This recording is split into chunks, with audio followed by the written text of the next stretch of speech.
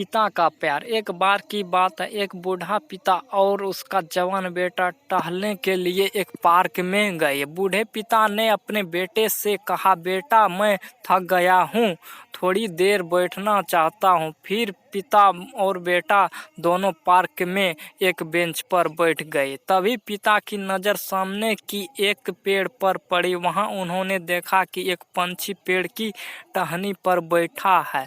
पिता थोड़ी देर तक उस पक्षी को देखते रहे। उसके बाद पिता ने अपने बेटे को पेड़ की टहनी पर बैठे उस पक्षी की ओर दिखाया। पूछा, बेटा जो पेड़ की टहनी पर बैठा है वह क्या है? बेटे ने अपने पिता के प्रश्न का उत्तर देते हुए कहा, पिता जी वह तोता है। कुछ मिनटों बाद पिता ने अपने बेटे से फिर से वही प्रश्न पूछा, बेटा वह क्या है? इसके बाद बेटे ने ऊंचा आवाज से बोला, पिताजी अभी थोड़ी देर पहले ही तो बताई थी कि वह तोता है। थोड़ी ही देर बाद पिता ने एक बार फिर से उसी प्रश्न को और पूछा, फिर बेटा जो ऊपर पेड़ की टहनी पर बैठा है वह क्या है? अब बेटे को बहुत गुस्सा आ गया। वह चिल्लाते हुए अपने पिता से कहने लगा, पापा क्या आपको कुछ सुनाई नहीं दे रहा है या आपको कुछ भी समझ नहीं आ रहा है? मैं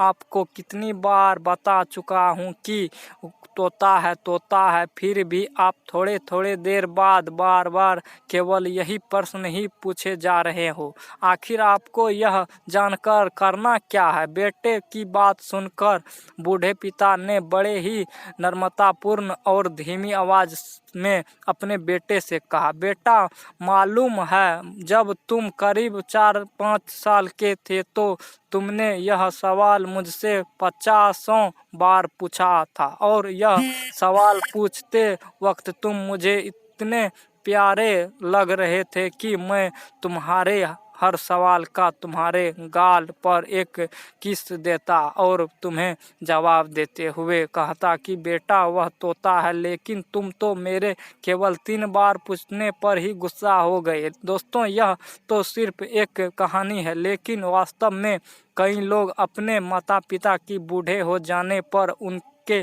साथ अच्छा व्यवहार नहीं करते हैं और उन्हीं छोटी गलतियों पर उन्हें चिल्लाते हैं और गुस्सा होते हैं। सीख जब भी हमारे माता पिता हम पर निर्भर हो तब हमें उसके प्रति हमारी जिम्मेदारी अच्छे से निभानी चाहिए।